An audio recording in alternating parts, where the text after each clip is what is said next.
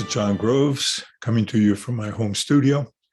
For today's Bible talk, I want to follow up on the life and mission of Jesus of Nazareth. There's one event which does not speak of war, but still exhibits a level of violence that has inspired wars. This is the story of Jesus driving the money changers and animal traders from the temple in Jerusalem. All four canonical Gospels include this incident from the life of Jesus. The synoptic Gospel writers place it towards the end of Jesus' ministry. John, though, places the account towards the start of Jesus' ministry.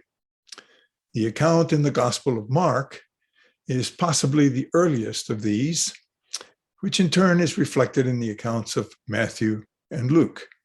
All four Gospels date the event as occurring during the week prior to the Passover festival, a time when many worshipers were present.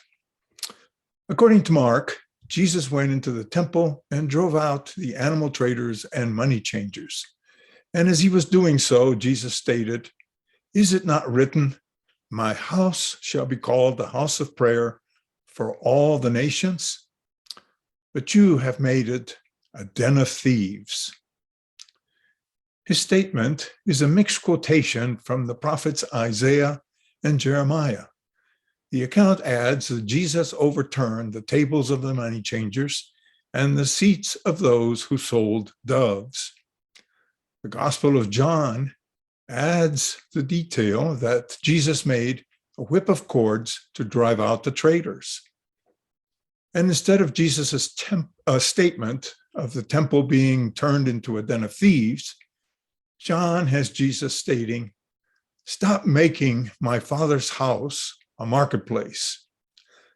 John also has Jesus' disciples recalling a verse from the Psalms, which states, "Zeal for your house shall consume me." To put the event in context, the money the Jewish people were required to use to pay their temple tax and trade with on the temple grounds could not bear images of foreign figures, since they were deemed divine, and this was a form of idolatry, an affront to their faith. And since the Jewish religion contemplated animal sacrifices, the animal trading posts were set up to accommodate those who came from some distance to worship, and even those who no longer were part of the predominantly agrarian society.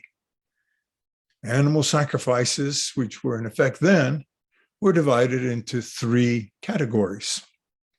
The wealthy or upper class persons were expected to sacrifice bulls. The middle class were expected to sacrifice sheep or goats. And the poor were expected to sacrifice doves or pigeons. The money changers and the animal traders were simply meeting the material needs of the worshipers. We can infer, for the Bible does not specifically state, that Jesus is angry because a place reserved for prayer has instead become a marketplace.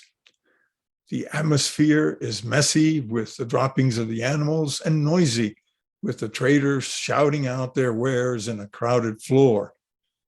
In the midst of all this, Jesus emerges enraged, and he disrupts the operations of the money changers and traders. As scholars have noted, his actions were unlikely to have displaced all the traders and money changers then present. After all, there were thousands, if not tens of thousands of worshipers on the grounds.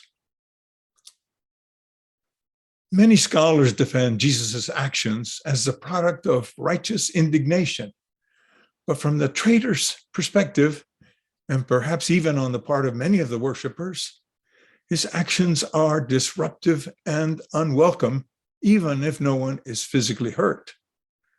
We can even add that Jesus slandered the traders by alluding to their practices as thievery. Arguably, it is Jesus who is breaching the peace. Yes, the traders profited from the trading, But does that mean they were cheating the public? After all, they had to be compensated for their efforts to accommodate the worshipers' needs. There is evident tension here as we consider the conflict between Jesus's vision of peaceful and commerce-free worship and the then economic realities of the worshipers. The worshipers were carrying out their animal sacrifices on a mass scale and had to trade with a currency not in general usage. We will return to this subject in our next Bible talk. Until then, John Groves signing off.